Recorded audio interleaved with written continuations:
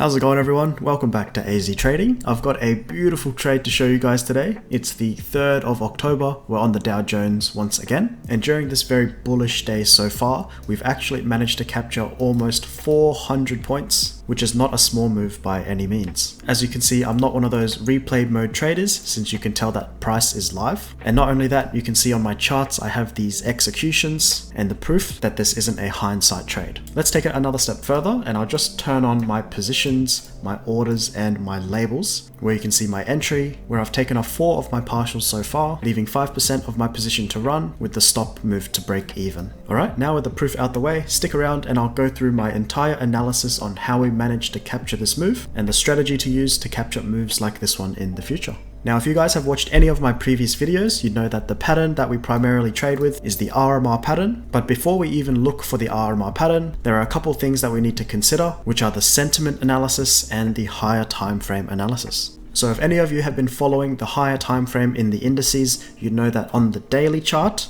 especially on the Nasdaq, on the weekly chart, we can see that those equal lows have just been raided through. What that means is after raiding the equal lows on the Nasdaq, we can anticipate a bullish reaction in price since sell side liquidity was just taken. I've just zoomed into a 5-minute chart. So with the higher time frame in mind, we are expecting a bullish reaction, so we'll be looking for trades to go long instead of short. The next thing we like to keep in mind is the market sentiment. So if you have a look prior to our trade entry, in order to do a quick sentiment analysis, we look at how price is behaving and we can make a quick judgment whether price is obviously bullish or bearish or consolidating. And I'm sure we can agree that price was bullish before our trade entry, before the equity open. So now we know that the sentiment is currently bullish, meaning most retail traders are placing long positions at the moment. And how does this help us? This helps us because when the sentiment is quite obviously bullish, we can anticipate the sentiment to be broken, or lows to be broken or raided prior to the real move. And this is done just to break sentiment and to stop out some retail traders. We've just gone into a 1-minute chart, and let's pretend we are a retail trader following the sentiment. So we're placing longs as the trend goes on. And now we ask ourselves, where would we trail our stop loss to protect our capital? And as soon as these swing lows are formed, we're likely to place our stop loss at these areas. And you can see that as soon as 9:30 ticks, where this red line is, price was originally bullish and then decided to shift bearish. And this bearish leg over here is the leg that broke the bullish sentiment. So we saw the bullish sentiment and we were expecting a bearish raid. And as soon as this happened, this was the bearish raid. So all of these retail traders here would have been stopped out. Alright, now that we've done the hard part, the analysis, we can get into the RMR pattern, which is the easy part, where we wait for our setup to form in order to participate in the move. So if price raids and then suddenly just pumps, there would be no RMR setup within here, so we wouldn't be able to capture this move using the RMR. However, you shouldn't see this as a missed opportunity. Since the RMR did not even form, it was never an opportunity to begin with. But in this case, if we're anticipating the RMR, so after the raid, we look for a market structure shift.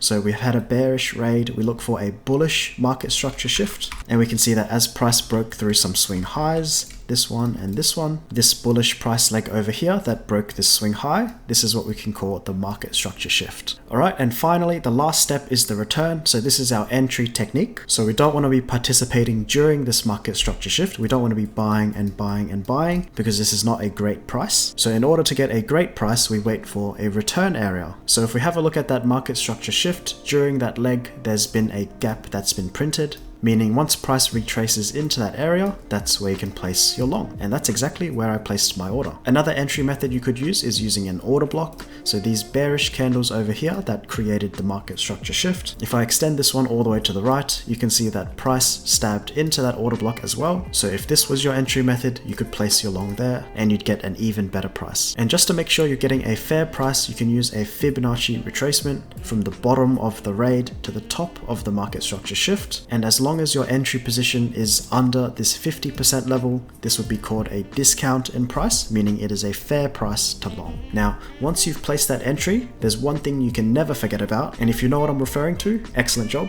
But yes, it's the stop loss. You need to protect your capital. This is the #1 most important thing in trading, since it doesn't matter what type of strategy you use, how great it is, doesn't matter how great the RMI is. If your risk management is not up to par, there's no easy way to say it, you will fail. So if you're on the hunt for the most perfect strategy, but your risk management is not up to par, then you know exactly what to work on beforehand. The great thing about the RMR pattern is every time we have our entry, the stop loss position is always at a very logical area, meaning there's no ambiguity on where you should put your stop loss. Most of the time it's very logical where you should put your stop, and in this case it's the bottom of the range. Here's a little thought experiment. Let's say price is traveling and it's getting close to our stop loss. And I know what some traders do. Some traders like to increase their stop loss just like that. But if you have a look what you've just done, once price traded quite close to that original stop loss, you can see that price would have made some relative equal lows. And we all know that resting below relative equal lows is more liquidity, so a likely objective. And now you can see that increasing that stop loss was not a great idea, especially with the logic behind creating those equal lows, creating more liquidity below, and then getting stopped out further. So long story short, find a strategy that allows your stop loss to be in a very logical area,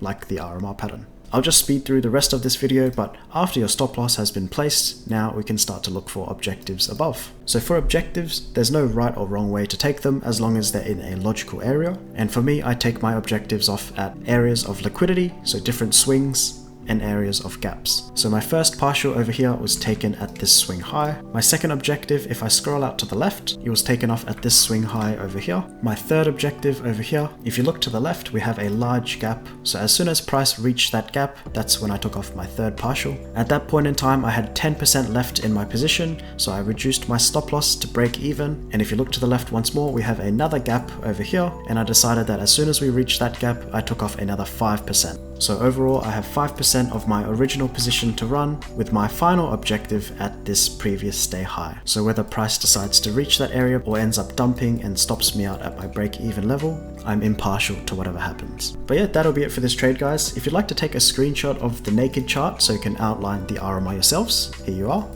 And here's the chart in the 15-minute time frame so you can see where the objectives were. But that'll be it, guys. I hope you enjoyed this video. If you did, please leave a like and subscribe. It makes me very happy. And if you've got any questions, leave them down below. I'll get back to every single one of you. And also, if you'd like to join our community Discord, I'll leave the link at the top of the description. Thank you all to everyone who's already joined. You guys are building a little community amongst yourselves, which is great. But yep, have a great week, guys. And as always, take care, everyone.